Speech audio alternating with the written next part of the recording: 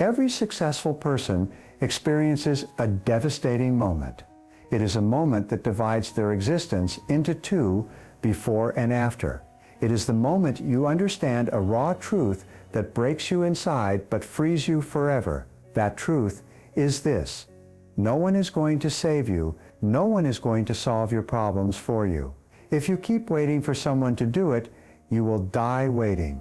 It took years of failure, disappointment, and waiting for rescues that never came for me to understand this crushing reality. For a long time, I lived with the illusion that someone would notice my suffering, recognize my efforts, and lend me a hand when I needed it most. I believed that if I was good enough, sincere enough, or needy enough, the universe would conspire to help me, but life taught me otherwise. It taught me that as long as you wait for others to solve your problems, you will be a slave to your circumstances. You will remain weak. You will remain a victim. Do you know the day everything changed for me? The day I realized something so simple yet painful: the person I was waiting to save me was already here. That person was me. I had spent my whole life waiting for someone else to do for me what I knew I had to do myself. Today, I'm going to reveal the 7 discoveries that transformed me from a dependent and needy person who was always waiting for outside help to someone who is capable of walking alone toward any goal. I'm going to show you exactly how to build such solid inner strength that you'll never need to beg anyone for support, validation, or rescue again. If you stick around until the end, I'll share the most powerful secret I discovered: what happens when you become someone who doesn't need anyone else to move forward. Because paradoxically, when you achieve that, everyone wants to help you. The first discovery that revolutionized my existence was realizing that emotional dependence is a prison disguised as love. For years, I confused my constant need for approval, comfort, and external validation with being sensitive and connected. But it wasn't sensitivity. It was weakness. I vividly remember a time when I needed an approval committee for every decision I made. From career changes to simple personal choices, I needed others to assure me that I was doing the right thing. I couldn't move forward without external consensus. I couldn't move forward without applause. I couldn't breathe without someone confirming that I had the right to do so. Do you know what happened when I didn't receive validation? I was completely paralyzed. I became immobile, ruminating and waiting for a sign from above to tell me what to do. It was like having an engine that only ran on external fuel, and that fuel was scarce, unpredictable, and often toxic. Until that decisive moment came, I was facing one of the most important decisions of my professional life. I had a clear opportunity in front of me and knew exactly what I wanted to do, yet I couldn't act. Why? Because I was waiting for my inner circle to give me their blessing. Weeks went by. The opportunity began to fade. I kept waiting for someone else to validate a decision that only I could make. During a sleepless night, I finally asked myself the question that changed everything. Since when does my happiness depend on the opinions of people who don't live my life? That question hit me like a bolt of lightning. I realized that I had given away my personal power to people who knew nothing about my dreams, fears, and true aspirations. That same night, I made a decision without consulting anyone. I discovered something extraordinary. I had all the wisdom I needed. I had always had it. I was just too scared to trust it. Emotional independence does not mean becoming cold or disconnected. It means regaining the power to make decisions. It means your well-being is no longer in the hands of external factors. It means you can be at peace with yourself, regardless of who is or isn't by your side. My second discovery was that true discipline operates in the dark, without witnesses or applause.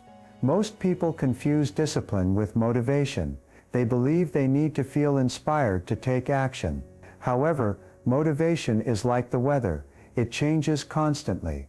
Real discipline is the ability to do the right thing when you don't feel like it, when no one is watching, and when there is no immediate reward.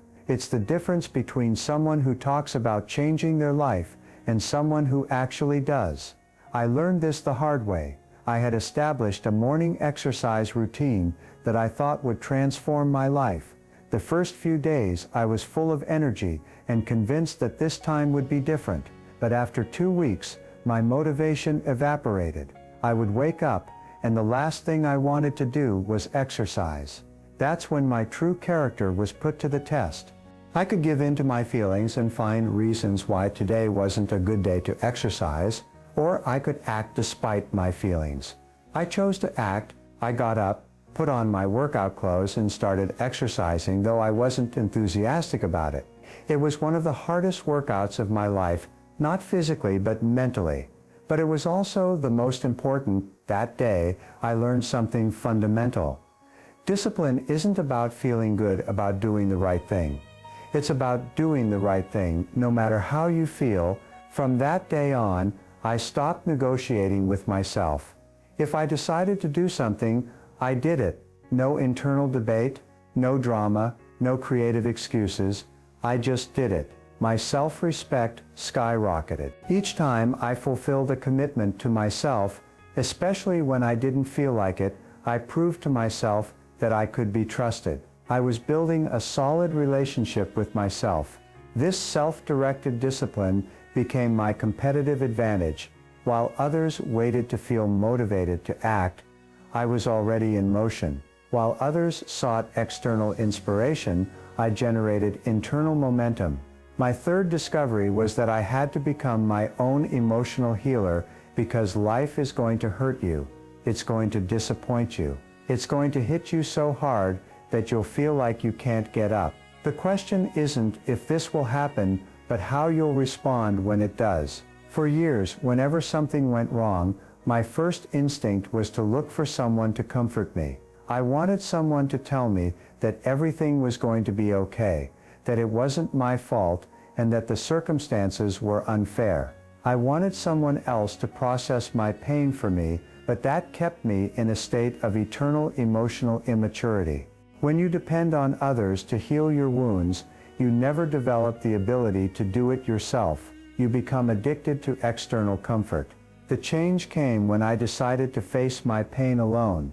I stopped seeking emotional rescue. I stopped looking for someone to say nice things to make reality seem better. It was just me, my wounds, and my determination to learn from them. I particularly remember a professional betrayal that devastated me. Someone I trusted completely had sabotaged me for personal gain. My natural instinct was to call friends and family and look for someone to validate my outrage and comfort me. But this time I did something different. I sat alone with my pain. I didn't avoid it. I didn't dramatize it. I just felt it. I analyzed it. I asked myself, what can I learn from this? How can I use this experience to become wiser? It was painful but also liberating. When I processed the betrayal on my own, I learned lessons that no one else could have taught me. I identified red flags that I had ignored. I recognized patterns in my relationships that needed to change. Most importantly, I developed confidence in my ability to bounce back without outside help. I discovered internal resources I didn't know I had. When you can heal your own wounds, process your own disappointments, and find lessons in your suffering, you become virtually indestructible. You know that no matter what happens, you have the internal capacity to handle it. Now, when something hurts me, I don't seek comfort. I sit with the pain, listen to it, learn from it, and use it as fuel to grow. This skill has changed my life forever. My fourth discovery was that you have to generate your own motivational fuel. Relying on external sources of motivation is like relying on others to breathe. Eventually, you run out of air. External motivation is powerful, yet fleeting. A good speech, on the other hand, can inspire you for days. A motivational book can energize you for weeks, but invariably that motivation fades. If you depend solely on external motivation, you'll be paralyzed until you find the next source of inspiration. I developed my own internal motivation system through deliberate rituals. Every morning before the world bombarded me with its demands, I connected with myself. I reminded myself why I was doing what I was doing. I visualized the person I was becoming. This morning ritual became my personal powerhouse. I didn't depend on others to motivate me. I didn't need inspirational content to feel energized. I had an internal system that provided all the motivation I needed. But the real test came during the darkest moments. When the results weren't coming, when the doubts became deafening, when everything seemed to indicate that I should give up. In those moments, my internal motivation was the only thing that kept me going. I had developed something more powerful than enthusiasm. I had developed purpose. Purpose doesn't need external motivation, it feeds on itself. My fifth discovery was learning to set my own criteria for success. If you allow others to define success for you, you'll always be chasing goals that aren't really yours. For years, I lived trying to meet other people's expectations. My definition of success was based on what I thought others would value. I wanted a job that would impress people in social situations. I wanted achievements that would generate admiration. I wanted a life that looked perfect from the outside. However, there was a fundamental problem.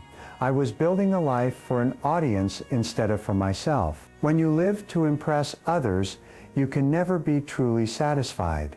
The change came when I asked myself, if no one were to know about my achievements, what would I really want to achieve?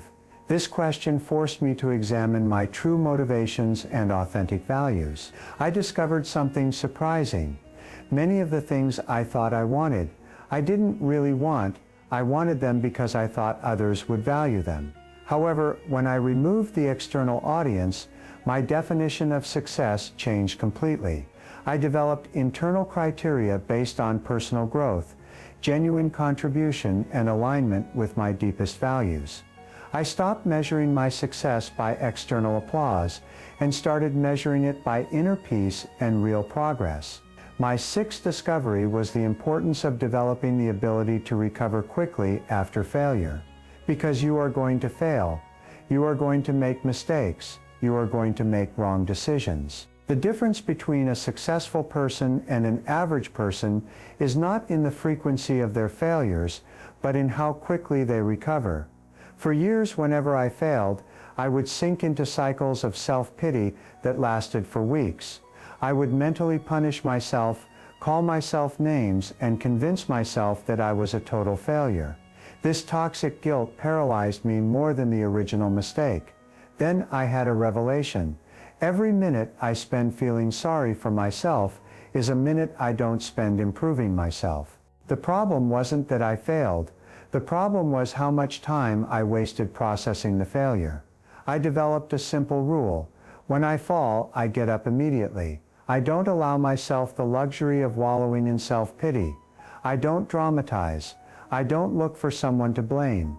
I just get up and take the next step. This speed of recovery became my secret superpower. While others spent days or weeks lamenting their mistakes, I had learned my lessons and was applying them. My seventh and final discovery was that you must act regardless of your emotional state. If your productivity depends on how you feel, then your life is not in your hands, it is in the hands of your emotions. Emotions are like the weather, they change constantly. One day you feel unstoppable, the next you can't even bring yourself to get out of bed. If you only work when you feel good, you won't accomplish much. I learned to separate my actions from my feelings. I developed the ability to do what I needed to do, regardless of how I felt. I worked when I was sad. I exercised when I was tired. I studied when I was unmotivated. This separation of emotion from action gave me incredible power. I was no longer a slave to my feelings. I could function in any emotional state. Now I want to share with you what really happens when you implement these 7 discoveries. You become an emotionally independent, disciplined, self-healing, self-motivated person with your own criteria, who recovers quickly and acts independently of your emotions. Something magical happens. You become magnetic. People want to be around individuals who are complete in themselves. They want to be around people who choose to be with them. not people who desperately need them. They want to be around people who add value rather than drain energy. Paradoxically, when you stop needing help, more people want to help you. When you stop seeking validation, more people will genuinely validate you. When you stop depending on others for your well-being, your relationships become more authentic. The most important thing is that when you achieve true independence, you discover you always had everything you needed to succeed. The power was always within you. You just needed to stop looking for it elsewhere. Today, I want you to make a decision that can change your life. Decide that from this moment on, you will begin developing your true independence. This isn't because you don't value relationships. It's because you want those relationships to be conscious choices, not desperate needs. Start today. The next time you have an important decision to make it without seeking approval from others. When you feel unmotivated, find the energy within yourself. When you fail, get up immediately and don't dwell on it. When you learn to get ahead without anyone's help, you change your life. You become the kind of person who can genuinely help others do the same. If this message resonates with you, and you feel it's time to stop being dependent and start building real strength, share this video with someone who needs it. Subscribe to the channel for more content that will challenge you to grow authentically. Leave me a comment. Which of these 7 discoveries are you going to implement first in your life? Write it down, not just for me, but for yourself. When you declare your intention publicly, you activate an inner power that propels you to fulfill it. Remember, you have everything you need to succeed. You always have. It's time to stop begging for what you already have and start